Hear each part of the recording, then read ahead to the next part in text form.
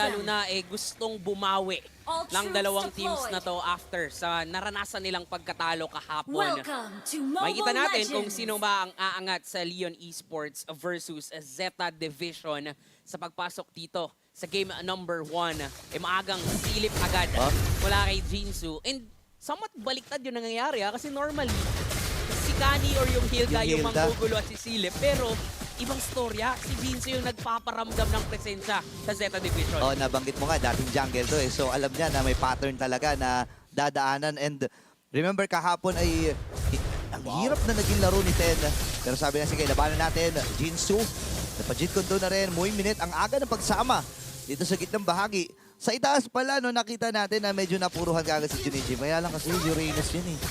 Konting kanti mo dyan, pre. Babalik agad buhay yun eh. Gusto pa nga niyan yung nasasaktan siya eh. Di ba, mahilig sa red flag yan eh, yung mga Uranus user. Sinasaktan? Pero, yung sinasaktan. Gusto nila yun eh. Pero for Leon Esports nga, si Joviana, kailangan niya ding i-maximize actually yung strength ng isang Yuzong sa early game. Kaya nga, pinaparamdam niya din kay Junichi dito, yung kahapdian naman nun. Lalong-lalo na, hindi natin may pagkakaila, double marksman setup. So, medyo late game yung power spike talaga dito ng Leon Esports. So, kahit papano, gusto nilang iparamdam na kaya din nilang pumalag sa early game. Papalag talaga yan. Si Ten ay level 4 na rin naman. Nag-aantay pa ng level 4 din si Junichi. Oy, flicker! Ay, medyo napaaga ata dito para kay Jinsu. Nagtamang hinala ata siya dun sa may gilid. Hindi pa naman level 4 si Katsu, so safe pa rin naman itong gitna. So, kalma muna para sa magabi ng kubanan. Kalma lang mga kapatid, pero mag-spawn na rin yung turtle at maagang makakapunta dito ang Zeta Division. At sa taas, parang delikado yata si Joviana dito, pero Dragon! On time yung paggamit niya at pag-transform niya into Dragon form. So kahit papano, makakalaban sila dito sa turtle. Kaso lang, na-exhaust na yung Dragon form niya. Yun ang pinaka-importante pa naman na kit mo kapag turtle fight or turtle objective. Pero si Kani ay mabibigyan. Flicker na gamit pero hinabol pa rin with the shadow kill. Mula dito kay Water. Ang baba na buhay ni Jinsu. Hindi na rin siya makasama. Pero pinagbabaril sila dito ni Aki. Wow! Water ang magtatagumpay. Pero nalunod si Joviana sa pinitawan dito ni Katsu. Ganda ng bawi doon ha. 1 for 1. Tas merong turtle dito. Ang side ng Leon Esports at tila ba ilalaban pa ni Water. Pinaparamdam niya lang kay Junichi na kaya niyang patayin kahit yung Uranus. Ganun din ang ipaparamdam ng Zeta Division kay Jinsu. Nakikita natin dito no, na tila ba pag may nagpakita na kahit sino, ino-all-inan ng dalawang teams natin. Okay, bibitawan ba dito si Katsu na matay? Pwede pagbawi para kay Agi. Di ka na siya mamatay sa naging proseso na iyon. So Leon Esports, unti-unti ay naibabawi yung lead na nakuha dito ng Zeta. Alam mo ang mahirap na part, si Water at si Agi pa nakakuha ng tig-isang kill na napunta sa Leon, no? Oo, so ibig sabihin, mas maagang makakuha ng mga items na kailangan niyan. And yun yung yun yung kailangan talagang gawin ng Leon Esports dito, especially for that Kimi. Kailangan yung patabain yung team na yan. Ang kaso lang, ang threat pa rin sa kanila is actually the Kadita. Si Katsu dito, grabe yung yung pag-time niya rin, paano siya pipick off ng isa, paano makakabawi yung Zeta Division. Kaya kahit pa paano, parang equal lang yung playing field natin. Diba? Hindi mo masabi sino ba talaga yung totoong may lamang. Oo, alam mo, 5,500 lang yan hindi pa nagmamatter yan. Lalo na, matagal-tagal pa naman para dun sa ikalawang pagong. Shadow kill na nagamit. Wow! Oh my goodness! Ang ganda sana naging simula ni Ten pero napatay din siya at na-solo niya yung shadow kill ni Water. Pero nakasipa na rin dito si Jinsu, si Kani ang kanilang pinuntahan at napatay. Instant kagad na kill mula sa Leon. Tapos kumuha pa ng mga jungle camps at alam ng Leon Esports paano lalaki ang lead nila dito sa game na to. Sabay transition agad papunta dun sa turtle. Alam nilang mas lamang sila sa bilang kahit na si Junichi na sumisilip, pinaparamdam nila na kaya nilang patayin ang isang Uranus. Kaso lang medyo mali yata si Joviana ng pagtansya dun sa dami na nakuha pa si Junichi yung turtle. Na medyo napasama pa ata doon sa Leon Esports. Medyo malayo si Water. Tinry naman niya makipagsabayan ng retry pero sumabog lang talaga itong si Junichi dun sa gitna. At least kahit pa paano pamatay sunog mula dito sa Zeta Division. Pero sabi nila, sige, try nating umagaw. Jinso ay makikita nila. Layo muna ang mga miyembro ng Zeta. Maari pang mabasag ito rin din sa may bottom lane. At hindi na makakapag-react ang Leon. Baba ng buhay ni Jinsu. Nabitawan na rin yung Mountain Shocker pero hindi na pipilit pa ang Leon. Kung paano din maglaro yung Zeta Division, alam nilang final strat yung pagaganahin natin dito. So, pinoprotektahan talaga nila yung ginagawa dito ni Ten. Ang kaso lang, for Leon Esports, wala din silang magawa eh. Parang tinatanggap na lang nila, uy, kinukuha na yung Tori natin sa baba. Sige, bawi na lang tayo. Kasi nga, pang late game pa yung lineup dito ng Leon Esports. And meanwhile, for Zeta Division, in compare with how they played yesterday, parang mas alam nila paano pagaganahin yung ganitong klaseng draft. Feeling ko ito yung isa sa mga tinatago talaga ng Zeta eh. Itong Kadita. Blood Wings early item para dito kay Katsu. Alam mo kapag ka-available yung Petrify ng isang Kadita, kailangan mong i-check lahat ng mga bush eh. Kasi any moment ay pwedeng dumalaw yan sa kung saan man niya gusto targetin. Water na gamit yung Retribution. Nag-aabang. Uy! Wait lang. Anong... Wow! Ano yun? Rough waves. Sabay sugod. Tinakot lang. Tinakot lang. Tinakot lang. Tinakot lang ni Kuya Katsu. Kasi nga, si Water yun eh. Pinakita niya, oh, ito tunay na tubig. Oo. Make me sweat. Make me water. Ayan.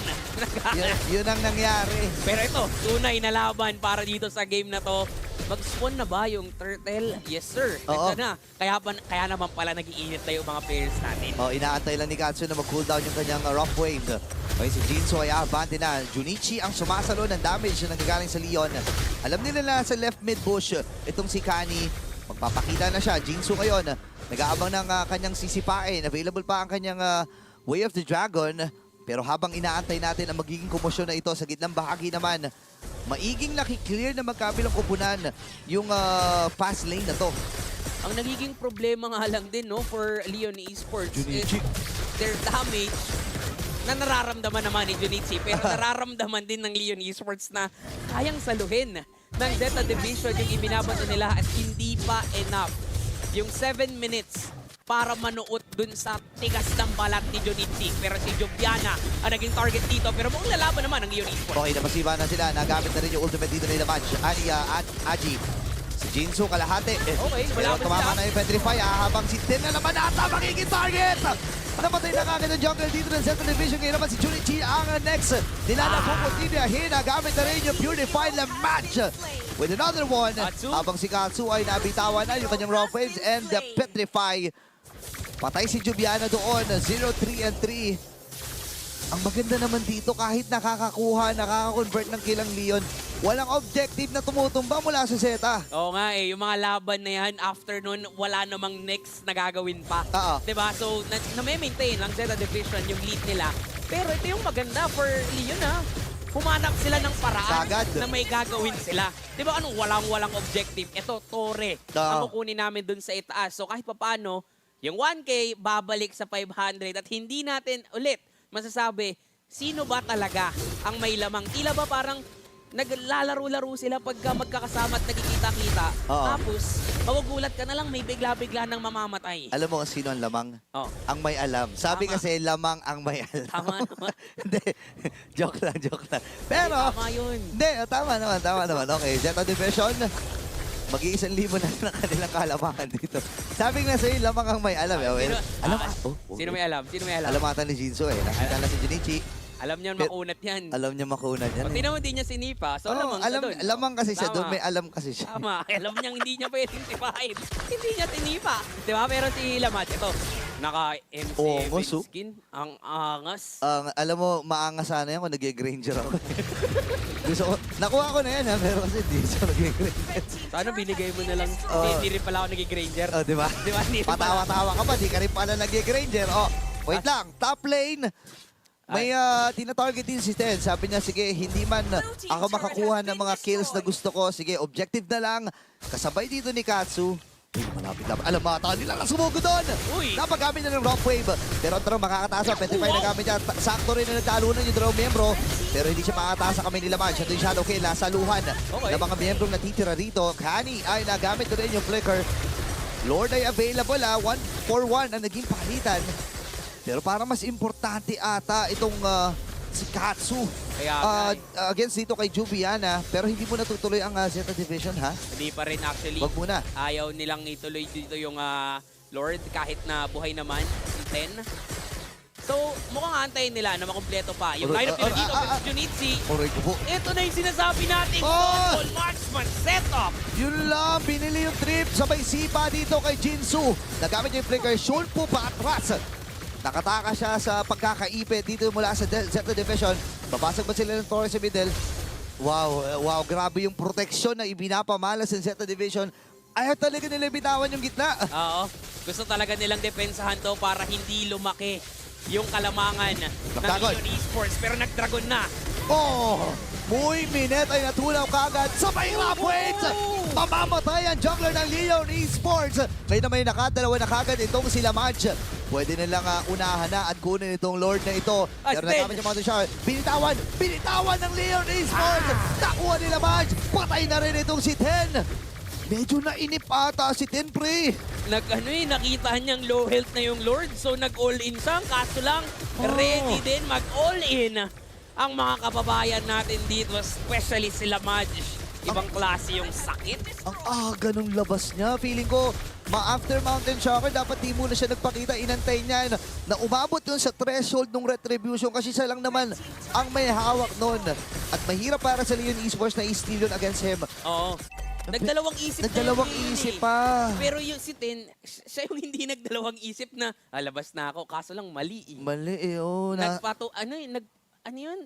nag-decide siya agad. Oh, nagpatumpik, ano ba? Hindi nga siya nagpatumpik-tumpik. Hindi na, sige. Oo, basta agaran yung desisyon Ayan, niya. hanapin natin yan mamaya. Oo, kung ano ba yung tamang salita. Kung ano yung word na yun.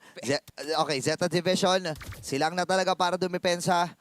Kung babasihan natin yung kanilang lineup dito, medyo hindi ganun ka-solido yung clear wave nila, no? Oo. Wala nga silang pang clear dito since si Katsu ay nakakadita. And favorite niya talaga, no, yung Blood Wings. Oo. First item na ulit. lagi. First Blood item lagi. Wings dito, kasunod nung kanyang glowing wand. Pero nararamdaman na talaga. Aray ko. Even ni Muy Minet dito yung damage output ng double marksman setup ng Leon Esports. Since 12 minutes na, dito na nagpe-pay off yung pagtataga ng Leon Esports. Nag-dragon na nga at mukhang ready sila mag-all-in doon sa Torres. Okay, atras si Jubiana, yung Lord, ay tuloy-tuloy pa rin sa may top lane. Hindi nila mapipigilan sa pagpasok nito. And Zeta Division, tatry na lang nila na paliitin pa yung magiging damage ng pagkakakuha ng Lord.